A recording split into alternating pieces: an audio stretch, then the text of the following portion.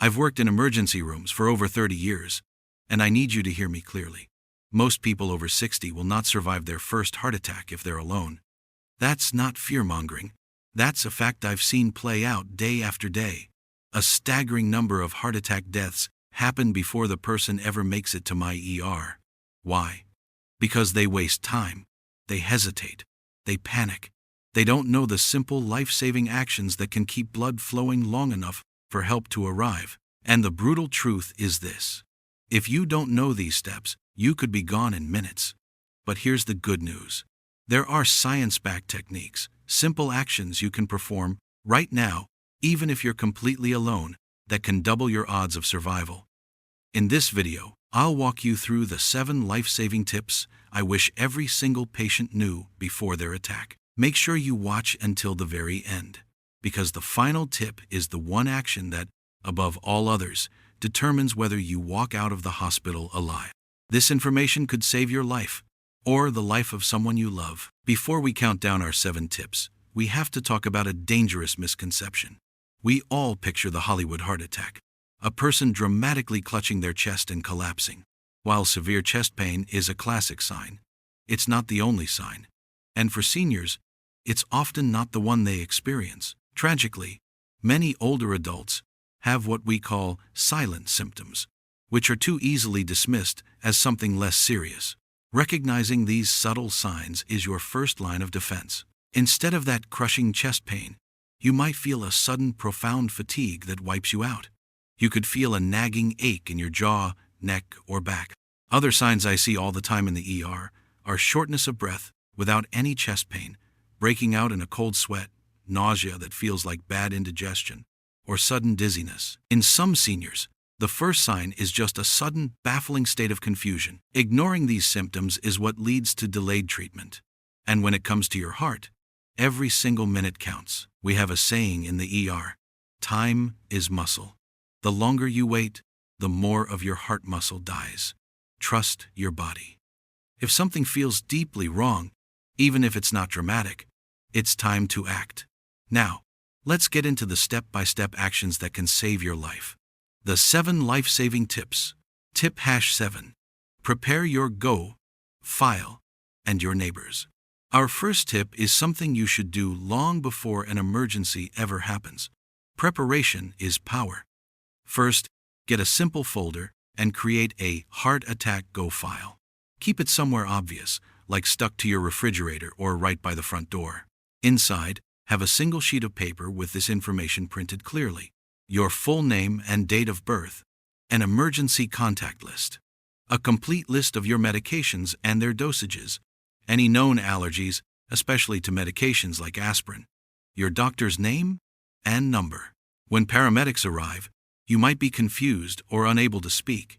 Handing them this file saves precious time and ensures they can treat you correctly and safely from the second they get to you. The second part of this is to talk to a neighbor you trust. Let them know you live alone.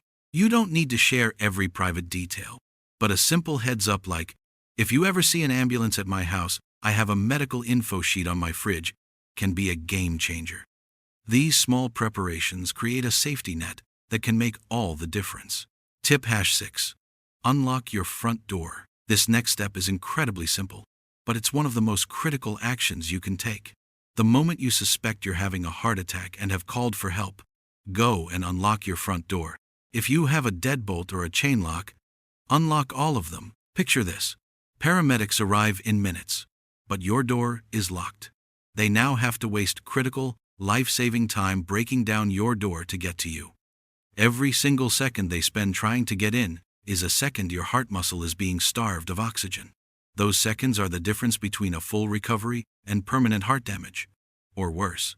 After you unlock the door, lie down on the floor near it if you can. This way, the responders see you immediately. They don't have to search the house. You've just created a clear path for your rescuers to get to you as fast as humanly possible. Tip #5. Get into the heart-safe position. When the symptoms hit, your first instinct might be to lie down flat or pace around in a panic. Both of these can make things worse. Lying flat can make it harder to breathe, and pacing puts more strain on your already struggling heart. Cardiologists and emergency experts recommend a specific position. Sit down on the floor and lean your back against a wall or a heavy piece of furniture. Bend your knees and keep your feet flat on the floor. Why is this so effective? First, it uses gravity to help reduce the workload on your heart. It opens up your chest, making it easier to breathe and get more oxygen to your heart and brain. Second, by being on the floor, you prevent a serious head injury from a fall if you suddenly get dizzy or lose consciousness, a very real risk. Loosen any tight clothing around your neck or waist. Give your heart and lungs room to work. Tip #4. Take nitroglycerin only if it's prescribed to you. This next tip is extremely important, but let me be clear. It only applies if you have a known heart condition and your doctor has prescribed nitroglycerin for you. If you do not have a prescription, you must disregard this tip completely. Never, ever take someone else's medication. For those who have it, nitroglycerin is a powerful drug that widens your blood vessels. During a heart attack, it can help restore blood flow to the heart muscle, reducing damage and relieving pain. If you have a prescription, you must take it exactly as your doctor directed. This usually means 1 tablet or 1 spray under your tongue while you wait for the ambulance. Nitroglycerin can cause a sharp drop in blood pressure, making you dizzy, which is another reason why being in that safe, seated position on the floor is so important. Tip #3. Stay calm and breathe. In the terrifying moments of a heart attack, your body's fight or flight response will kick in. Your heart will pound faster and a wave of panic will wash over you. While that's a normal reaction, it is also counterproductive. Panic forces your already strained heart to work even harder. So this tip is one of the most vital. You must consciously work to remain calm. After you've called for help, your job is to focus on slow, deliberate breathing. Close your eyes. Inhale slowly through your nose, then exhale even more slowly through your mouth. This does more than just calm your mind. It has a direct physical effect. It helps lower your heart rate and blood pressure, reducing the strain on your heart. Now, I need to address a myth you might have heard about called cough CPR. As someone who has managed countless cardiac arrests, let me be crystal clear. This is not a recommended strategy for a person having a heart attack at home. It is not effective and can waste precious energy. Your focus should be solely on staying as still and calm as possible and breathing slowly until help arrives. Tip #2. Chew 1 aspirin, 325 milligrams. Once you've called for help, this next move can be the difference between life and death. Chew an aspirin. I need you to hear that word. Asterisk. Chew asterisk. Do not just swallow it whole. Most heart attacks happen when a blood clot blocks an artery. Aspirin is a powerful drug that thins the blood and fights that clot, keeping some blood flowing until my team can get to you. The science is clear. Taking aspirin during a heart attack can significantly reduce damage and the risk of death. But speed matters. Chewing it allows the medicine to absorb into your bloodstream in just minutes.